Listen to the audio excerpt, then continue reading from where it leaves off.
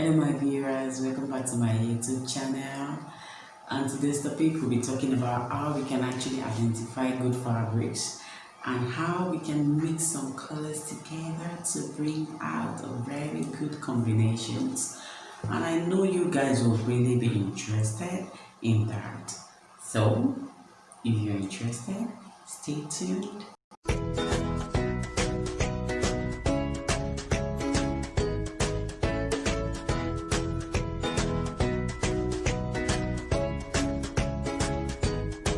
Welcome back.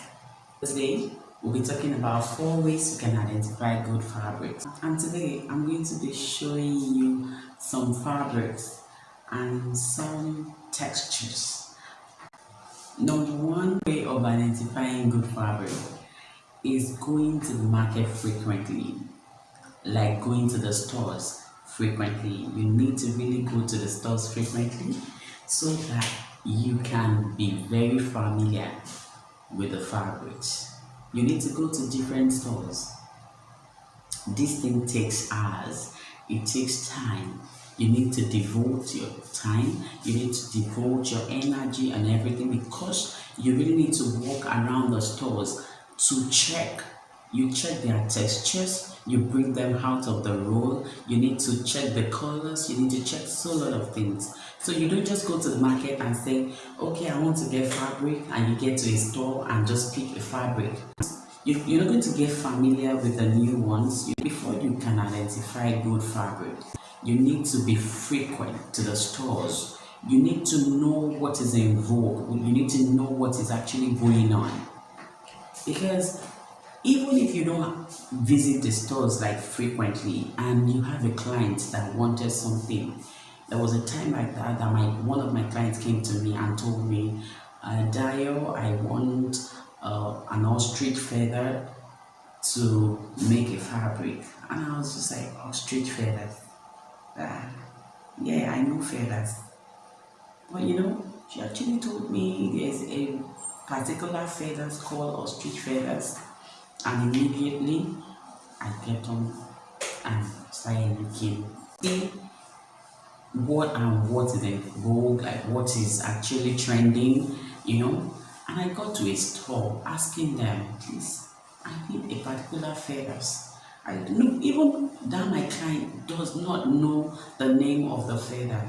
She showed me a picture of the feathers. I was confused, but you know how we used to do it now. You don't need to tell the client you don't know what this is called, or you don't need to tell the client you don't even have an idea. I was just like, yeah, I think I've seen it, that I'll check for it. I just told her to give me a little time, because I can't give her the price of what I don't know. So that is it. I have to go to different stores. I have to go out there and check, okay, what are the feathers we have? You have to tell me there's a chicken feathers, that one is very common all over the places. Then the ostrich feathers wasn't common, and it is a little bit expensive. So I had to go from one store to another and see what is trending and all that. I took my time that day. Even some of us does not know that we have lots of stones, like lots of stones, limestone, like a rich Swarovski stone. A Swarovski stone, some people still use all these stones that they will place on the fabric, and the next thing they are trying to wash the fabric, and probably the whole thing will start peeling off. You need to really know what is happening. You need to go, take your time. Take your time, look for a day or two in a week. Sometimes you can go to the stores, even if you don't have anything you need to buy. Go to the stores like once in a week, once in 2 weeks, twice in a month, 3 times in a month, 4 times in a month is not too much. If this is really what you want to do, if you're really a fashion designer, if you really want to do this, you need to take time out of your tight schedule. You don't need to send people to the stores every time you need something. You need to go out there yourself. Check online, check everywhere. You need to be familiar. You need to really do something. And my dear, that is going to help you. That's the number one thing.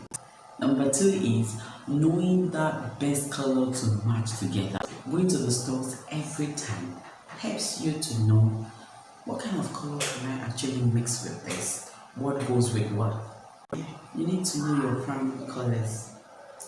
You need to really know your primary colors. You need to know your secondary colors. You need to know complementary colors, colors that matches. You know, we have our primary colors as knowing how to mix colors together is really an inbuilt thing.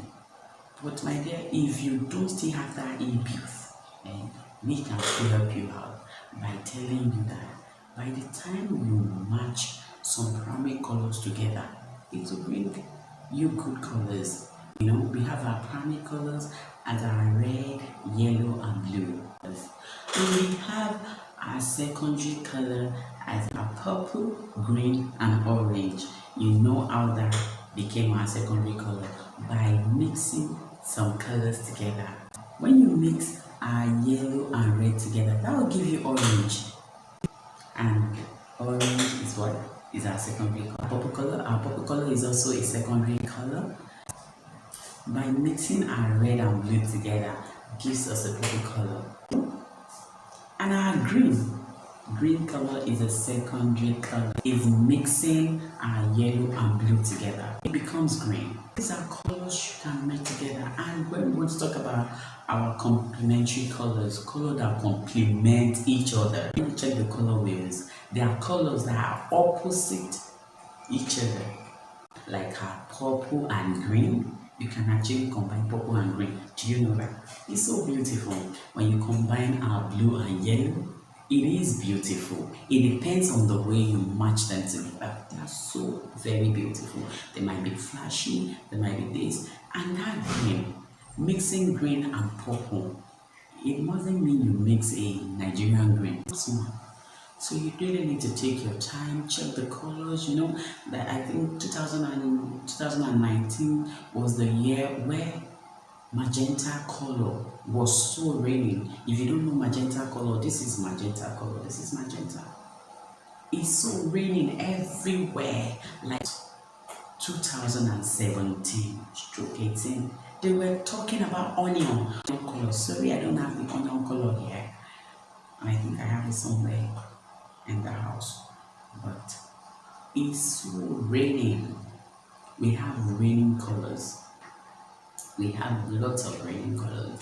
So if you don't go to the stores frequently, how do you want to know if there is one onion color? So you need to go to the market to know how to do that.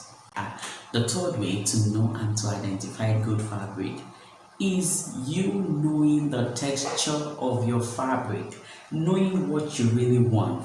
Do I want a thick fabric? Do I want the one that is so light? Do I want a soft fabric? Do I want a very fluffy fabric? We have different kind of textures. So you need to still get familiar with your fabric. If you don't get familiar with your fabric, how do you want to identify if one is fluffy, soft, thick, thin? So we have lots of textures. So let me show you some textures we have in the house. Some loopy kind of textures. You know, we have boom, boom, boom, holes like everywhere. So the example of the loopy kind of textures are lace fabric. They are lace fabric. We have different kind of lace fabric that have loop like, and they are very much beautiful. And we have fuzzy, a fuzzy kind of texture. The fabric that is having a fluffy appearance. Two lace, like two neck lace. This is a two neck lace. Under it is a two. Is a two net. Under it is a two net. But when you touch the fabric, it is so fluffy. It's something you can do with. It's so fluffy. So the next thing we'll be talking about is a fluffy kind of fabric. A fluffy kind of fabric looks like a hairy fabric. You know, when the cloth looks hairy, like something like this. You know, it has air. So we call this a furry texture, a shiny kind of texture. I love this. I love it. Like I'm in love with this fabric. You can see how shiny it is. Hmm? This is what we call a shining fabric. And this is a silky fabric. It's so durable. You just need to keep washing and washing and washing and wearing it. Wash. This is what is called wash and wear in Nigeria terms. Wash and wear. Of texture. You wanna see the soft texture? This is so soft. You know how two net can be. This is just a two net. So the next one we're going to be talking about is going to be a smooth fabric. This fabric is also a shiny suit lining when you want to sew a jacket. This is a good lining to use. So crepe comes in different ways. It comes in different ways too. You can see a thick, a light, a smooth crepe. But crepes are very nice. I don't have it on this table, but it is called Georgette. For you that are familiar with Georgette, the chiffon fabric is more or less like, well, it's kind of rough and thicker than this. A chiffon is very smooth on the face, but Georgette is rough. Okay? The next fabric I need to show you now is fabric. This is called a silk fabric. It's so silky. We have a lacy fabric here. This is a beautiful lace. In Nigeria, it's called a cord lace. It is thick and beautiful. It is durable. You can use it for your native attire. Also, this kind of lace, you can use it for a top. Like all these are crop top. The edge of the lace is so beautiful. You can be very sure. These are two net. Not everyone knows how to buy this two net in the market. I have lots of texture of two net here, but this is one of the best two net. But you can see how soft this two net is. This is also a full net, but you can see that this type of two net is not that common. This is shining, and no matter how long you stretch this, it's not gonna tear. No.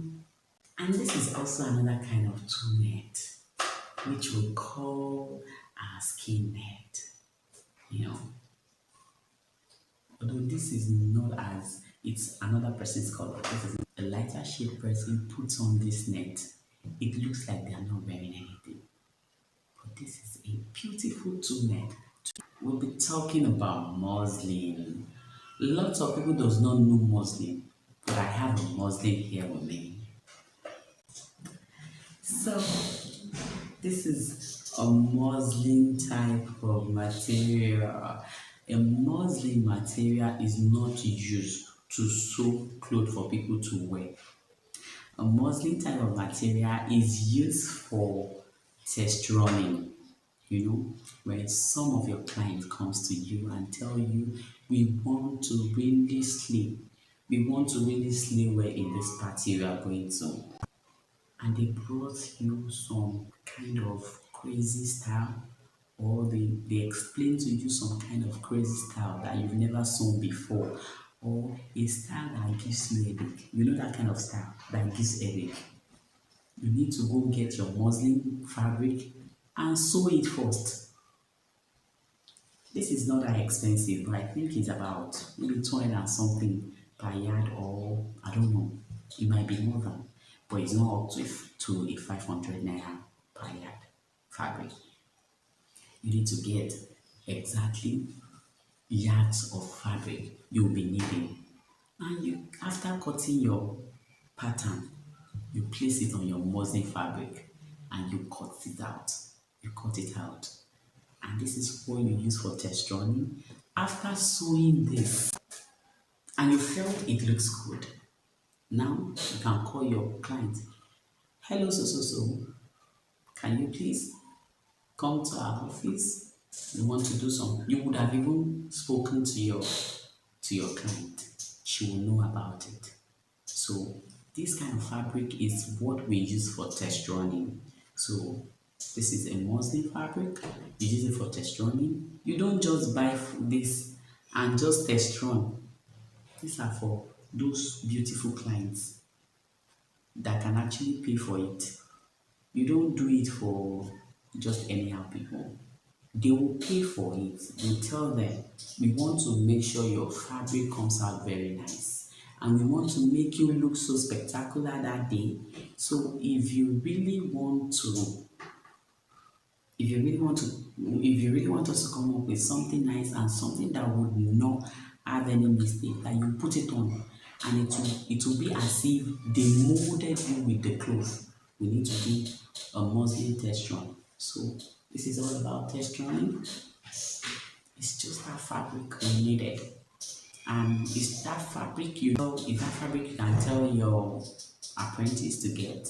So that when you are teaching your apprentice, this is what your apprentice is using. So that is it. It's all about muslin. Next fabric we'll be talking about is our denim fabric. Anybody needs to say jeans, jeans, jeans. This is a denim fabric. We have different types of denim fabric. This is also a denim fabric. You can see the way I'm bringing it up. It looks so succulent and soft. It's a soft denim fabric. It's a soft one. It's soft and you can do any style with this. You can do your skirt with this and a top. You can do your gown with this. You can do your palazzo with this. You can do your trouser with it. When you get to the market, take your time. Check the textures. These are soft. You will love them. I also have some two-net lace. I showed you the other time that we have the lace fabric that we can call a cord fabric, but this is not a cord fabric. We call it sample lace. This is also a two-net lace kind of fabric. We call this also a two-net lace kind of fabric, but here in Nigeria, everybody, are you going to the store? Please, can you get me a sample lace? They call this sample lace. I don't know why they call it sample lace. It's a sample lace that, like we used to call it in Nigeria, but it's two-net lace. The main fabric is two-net, the added lace. It's also a two-net, but they added some sequins and they added some thread, different kind of thread on it. You can see I mixed these three. This is a two-net, this is a crepe, and this is also a two-net lace, a sample lace. I combined the three and see how it came out. Like, this is an illusion neck. They call it an illusion neck. This is illusion neck. So the two net is in the middle, crepe, and I combined the three. This is a good one. And I added some Swarovski stones. I added it at the middle. It looks so beautiful. I know cashmere fabric is mainly for our men. They use this for senator wears. It is so lovely. We have lots and lots of colors of this fabric. They are so lovely. You can see it anywhere. You have the cheap ones, you have the quality ones, and this is one of the quality ones. I just